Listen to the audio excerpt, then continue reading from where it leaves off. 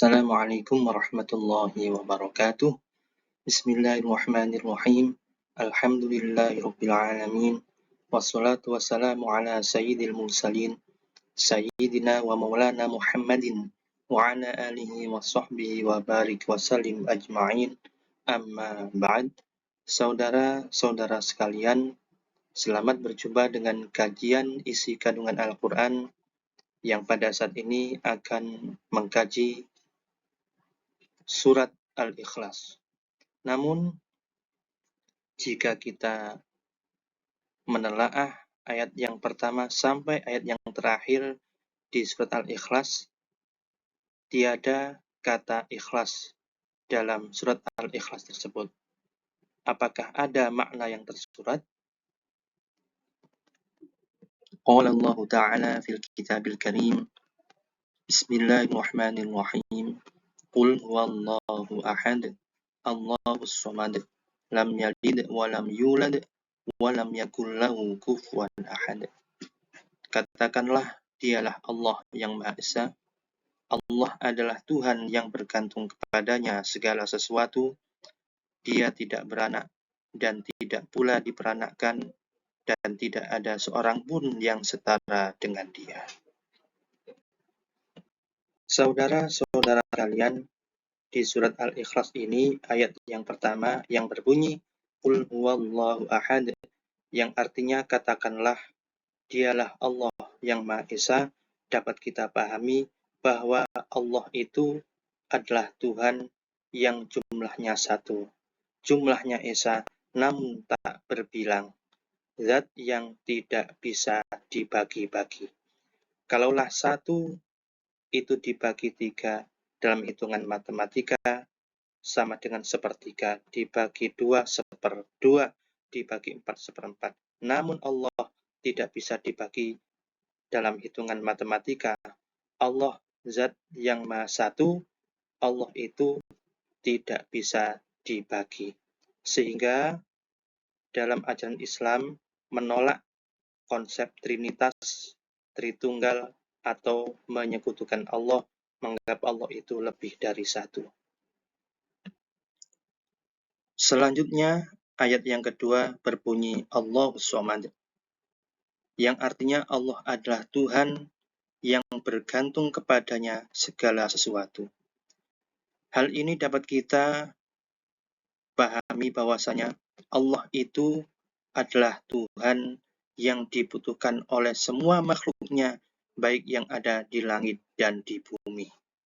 Semua makhluk Allah yang hidup di dunia ini, baik yang ada di bumi ataupun yang ada di langit, baik itu yang nyata ataupun yang gaib, semuanya bergantung kepada Allah Subhanahu wa Ta'ala. Ayat yang ketiga berbunyi lam yalid wa lam yulad, yang artinya dia tiada beranak dan tidak pula diperanakkan, mengandung makna bahwasanya Allah itu Tuhan yang tidak melahirkan atau tidak memiliki anak dan juga tidak dilahirkan. Allah itu Maha Satu, tidak punya orang tua, tidak punya ayah, tidak punya ibu, tidak punya anak, dan tidak punya cucu. Sehingga konsep ketuhanan dalam Islam adalah monoteisme atau konsep ketuhanan tauhid, konsep ketuhanan bahwasanya Allah itu satu, tidak beranak dan tidak pula diperanakkan. Saudara-saudara sekalian, ayat yang terakhir dari surat Al-Ikhlas berbunyi walam yakul lahu kufuwan ahad, yang artinya dan tidak ada seorang pun yang setara dengan Dia. Dari ayat ini dapat kita pahami tafsirnya, yaitu tidak ada yang sebanding dengan Allah dalam hal zat, sifat, dan perbuatan. Allah itu zat yang maha gaib. Namun ada beberapa makhluk yang juga gaib. Namun jika dibandingkan kegaiban antara Allah dengan kegaiban makhluknya, Allah lah yang paling gaib, Allah lah yang maha gaib. Begitu juga dengan sifat.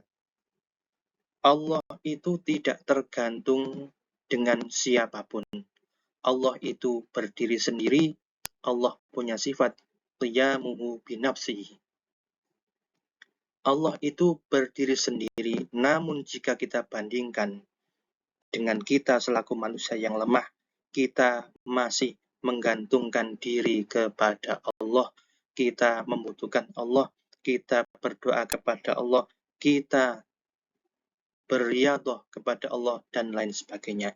Ini bukti bahwasanya tidak ada yang sebanding dengan Allah dalam hal sifat. Begitu juga dengan perbuatan.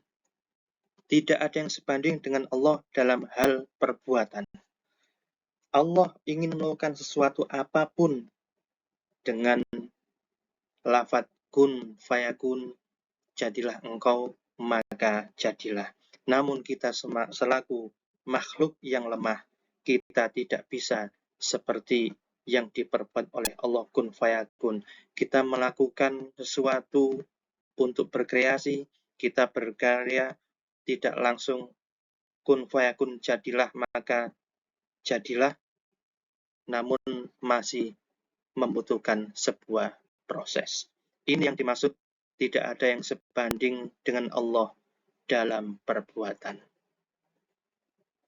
Saudara-saudara sekalian, jika kita pahami, jika kita hayati, dan kita terapkan isi kandungan surat Al-Ikhlas ayat yang pertama sampai ayat yang keempat, insya Allah kita akan lebih dekat kepada Allah, kita akan mengenal Allah, dan kita pun akan melakukan semua untuk Allah. Disinilah kita temukan ikhlas. Memang tiada kata ikhlas di dalam Quran surat Al-Ikhlas, namun ada makna yang tersurat dalam surat Al-Ikhlas itu sendiri. Ikhlas itu akan kita temukan setelah kita mempelajari, kita pahami, dan kita terapkan. Wallahul muwaffiq ila aqwamit thoriq. Wassalamualaikum warahmatullahi wabarakatuh.